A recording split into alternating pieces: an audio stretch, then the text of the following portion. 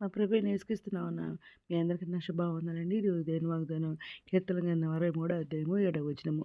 నీవు నాకు సహాయకుడవై ఉంటివి, నీ రెక్కల చాటున శరణు తెచ్చి ఉత్సాహధ్వని చేసేదను అనే వాగ్దానం ఇచ్చాడు. పరిశుద్ధాత్మ అర్ధరాత్రులు ప్రార్థన చేసి వేతులు చెల్లించి మరలా ప్రార్థన చేసి దేవుడు అన్నప్పుడు దేవుడి వాగ్దానం చేయించి వెంటనే షాడేసుకుంటున్నాను చూడండి. ఇక్కడ అవునండి, మనం ఉదయకాలం సాయంత్రకాలం అర్ధరాత్రి ప్రార్థన చేస్తున్నాం, సత్యాగం చేస్తున్నాం. బైబిల్ అయితే బైబిల్ పూర్తిగా రాస్తాను దేవుని కృపను ఇంకా పాత ప్రార్థన చేస్తున్నాం. ఈ విధంగా చేస్తున్నాం కాబట్టి దేవుని రెక్కల చాటున మనం శరణు చొచ్చి ఉన్నాం అనమాట. దేవుడే మనకు సహాయకుడు అనమాట. అయితే దీనికి రిలేటెడ్ వాక్యాలు చూస్తే మరి కీర్తనల గ్రంథం 61వ అధ్యాయము 4వ వచనంలో, యుగయుగములో నేను నీ గుడారంలో నివసించదను, నీ రెక్కల చాటును దాక్కుందును అని చెప్పేసి కీర్తనకారుడు అంటున్నాడండి.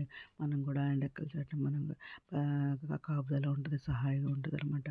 ఆయనే మనల్ని కాపాడే దేవుడు అనమాట.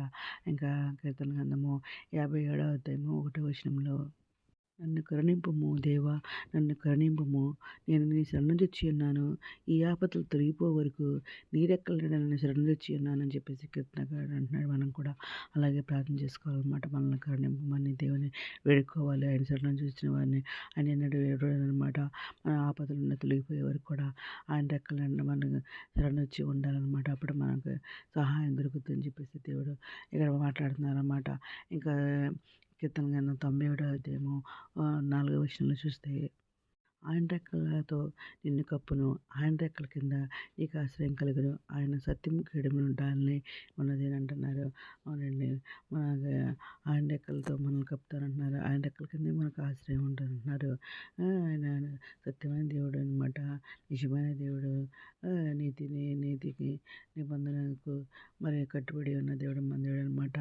ఆ దేవుడిని మనం ఆశ్రయితే తప్పకుండా ఆయన రెక్కలను మనకు ఆశ్రయం కలుగుద్దని అంటున్నారు. ఇంకా కీర్తనల గ్రంథంలోని 121వ అధ్యాయము 1-2 వచనాల్లో చూస్తే, కొండల తట్టు నా కన్నులెత్తుచున్నాను, నాకు సహాయం ఎక్కడి నుండి వచ్చును, యెహోవా వలననే నాకు సహాయం కలుగును, ఆయన భూమి ఆకాశములను సృజించిన వాడు అని చెప్పేసి కీర్తనకారుడు మాట్లాడుతున్నారు. అలాగే మనం కూడా ఆయన తట్టు మనం కన్నులెత్తుకొని ఆయన సహాయం కొరకు మనం వేడుకుంటే మనకు ఆయన వల్లే మనకు సహాయం కలుగుద్ది అనమాట.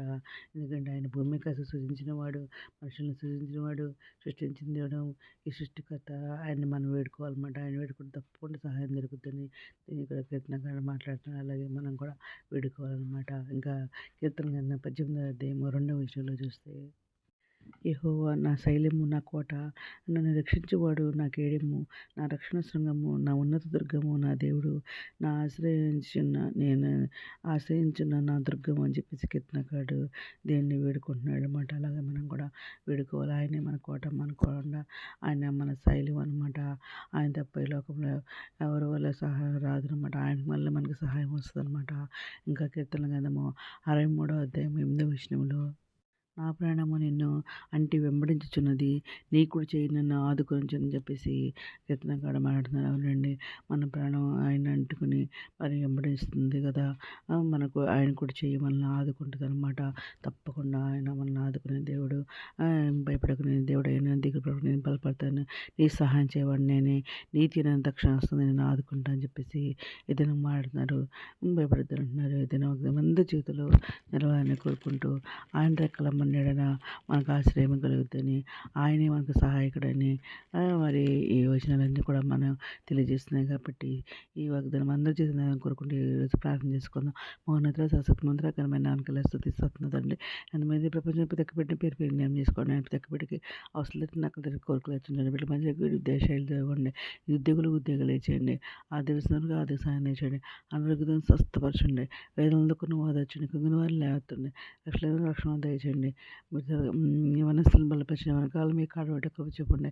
మీతో రాని మీరు విషయానికి మీ అందరూ సిద్ధపెట్టకు చెప్పమని అది ప్రజలకుండా బాగా దయచేయమని మా ప్రభు పేరు యేసుక్రీస్తు పరిశుద్ధమైన నామమున అడిగి పెట్టుకుని ప్రార్థిస్తాం తండ్రి. ఆమె మీ అందరి ప్రార్థనలో మా కుటుంబం గురించి కూడా ప్రే చేయమని మనం చేసుకుంటున్నారండి. ప్రభు సేవలో మీ సహోదరి. God bless you.